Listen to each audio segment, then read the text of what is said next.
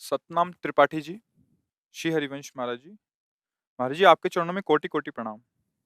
महाराज जी, मैंने नाम जप करना शुरू किया है और अब मुझे लगभग 3-4 महीने हो गए। मैं वाहेगुरु नाम का जप करती हूँ, परंतु नाम जप करने से अभी नाभि में कंपन, दांत खटखटाना, हाथों में विभिन्न मुद्राएं बन जाती हैं। महाराज जी, इन सब चीजों के होने का क्या अर्थ है? इससे हमें किस तरह से लें? कुछ लोग ने कहा है कि आपने बिना गुरु के नाम जप करना शुरू किया है, इसलिए ऐसा हो रहा है।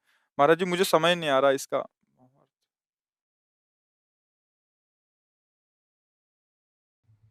जो वाहेगुरु ही गुरु है, उनका नाम जप करे तो नाम चाहे किसी से ले या ना ले, नाम तो उन्हीं का ना। वाहेगुरु नाम परमात्मा का है। तो सतनाम उन्हीं का नाम है, ओंकार नाम उन्हीं का नाम है, वाहेगुरु उन्हीं को कहते हैं।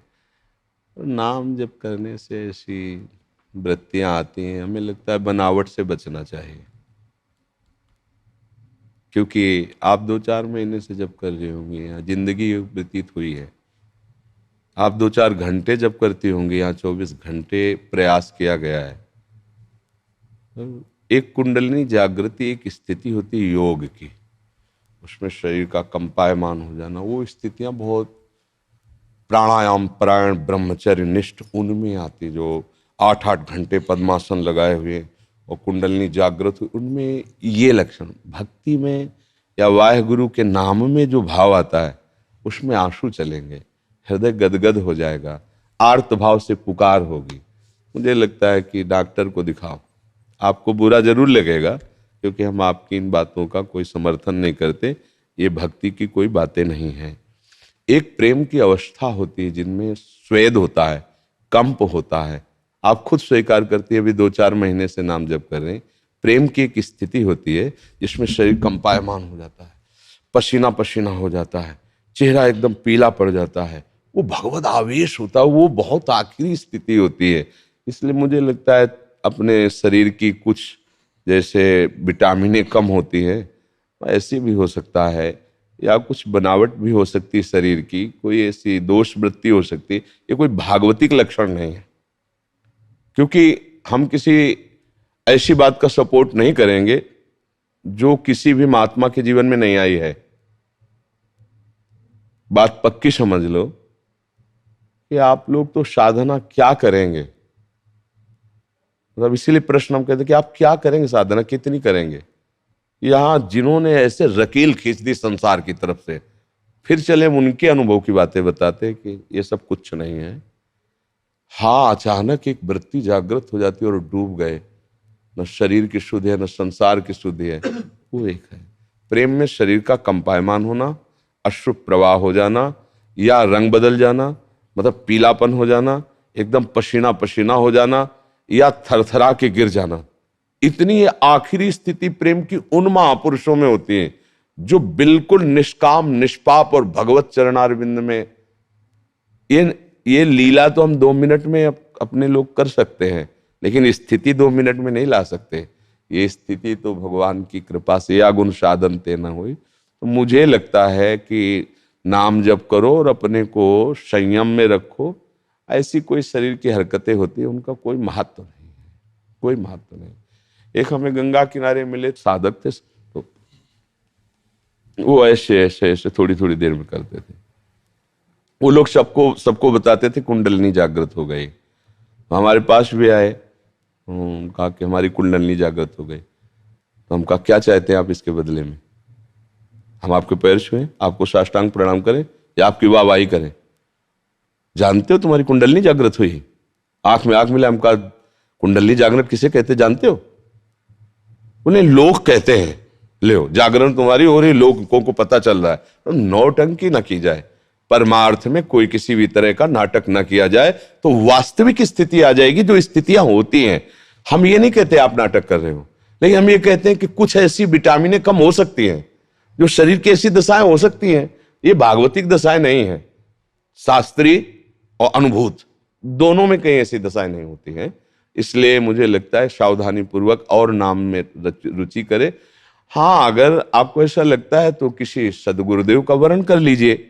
बाकी अगर आपकी भावना बने तो वाहेगुरु ही सदगुरुदेव हैं, उन्हीं का नाम जप कीजिए, वो अंदर आके बता जाएंगे। क्योंकि वाहेगुरु केवल बाहर ही थोड़ी है, वाहेगुरु अगर ग्रंथ के रूप में है, संत के रूप में है, तो आपकी आत्मा के रूप में ही है। वो अंदर ही बैठे हुए हैं, वो अंदर से ही बता देंगे, क्यों शकी।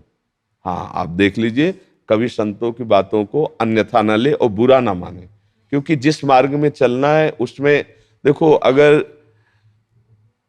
वैद्य ही रोगी के अनुकूल हो गया तो रोग कभी नष्ट नहीं होगा।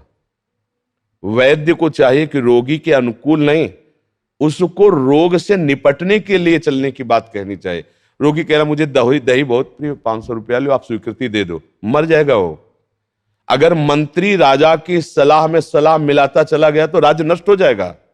अगर सदगुरु शिष्य की हाँ में हाँ मिला देगा तो शिष्य नष्ट हो जाएगा। सचिव वैद कुरु तीन जो प्री बोले भय आस, राज धर्म तन तीन कर होई बेगही नाश, उसका नाश हो जाएगा, वो पतन। अब जैसे हमसे आके पूछ कि हमें तो सिया राम जी के दर्शन हो गए, तुम लोगों ने क्या समझ रखा है सिया राम जी को? तो हमें कि भैया हो गए होंगे, आप हमसे क्या चाहते हैं? हम आपको हाथ जोड़ के प्रणाम करें, खड़े होकर पैर छुए, कर लेंगे, लेकिन हम आपको बताते हैं आपको सिया राम जी के दर्शन नहीं हुए। क्योंकि देखो, जो जिस व्यापार में लगा होता है ना, उसमें प्रवीण हो जाता है।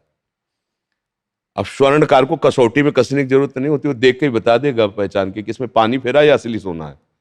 ऐसे ही बचपन से भगवत मार्ग में चल रहे हैं तो ऐसे दृष्टि मात्र से पता चल जाता है।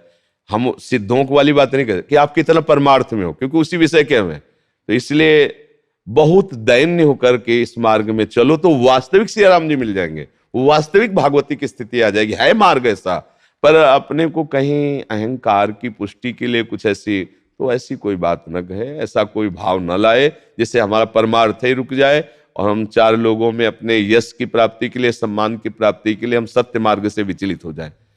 एक बार हितधाम में थे तो एक लड़की को लेकर 10-20 लोग, जिसे श्री जी का साक्षात्कार हो गया, हमारे पास महाराज जी वो श्री जी का साक्षात्कार हो गया, एक लड़की आ रही।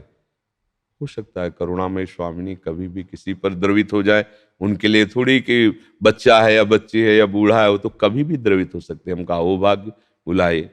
जब सामने आए तो उनका जो बाह्य श्रृंगार और सब लोगों का हाव भाव, सामने बैठे, उनका बच्चा सच्ची बताना तुम्हें श्री जी मिली है?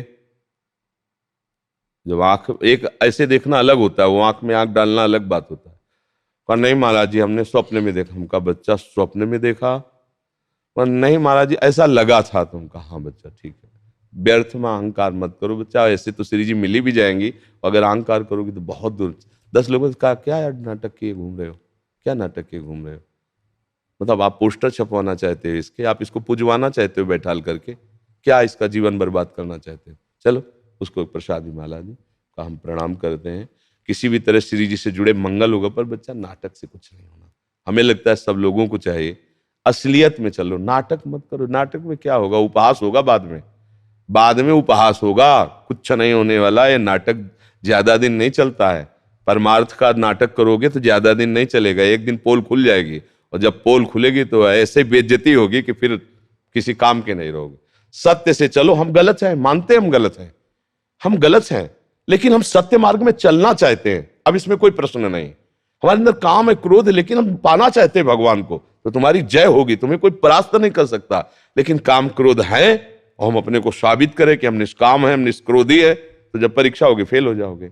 हम बेकार युक्त हैं, भगवान के लायक नहीं है, पर हम उनके बच्चे, हम उनको प्राप्त करना चाहते हैं। मार्ग है, आप दौड़ो, आपको स्वीकार कर लेंगे। नाटक की जरूरत नहीं, ये सत्य का मार्ग है। इसलिए हम सबको सावधान। अच्छा, हम सबसे क्या है, अहंकार अंदर होता है ना, तो कुछ वाहवाही प्राप्ति के लिए, कुछ प्रणाम नमस्कार के लिए, ऐसा इसलिए हमारा अहंकार हमको प्रभु से दूर करने के लिए कोई ना कोई रचना रचता है। हमको इससे बचना चाहिए। सत्य मार्ग में चलने पर कभी कोई तुम्हें आंच नहीं आएगी, और असत्य मार्ग में चलोगे तो कभी कोई तुम्हें सपोर्ट, चाहे जितने करने वाले हो, एक दिन एक भी सपोर्ट नहीं होगा। आंख खोल के देख लो, लाखों सपोर्ट करने वाले होंगे, लेकिन जिस दिन तुम्हारा असत्य खुलेगा, एक भी तुम्हें सपोर्ट करने वाला नहीं मिलेगा, और पूरा संसार खिलाफ हो जाए और भगवान तुम्हारे अनुकूल सत्य से चल रहे हो, एक भी बाल बांका नहीं हो सकता।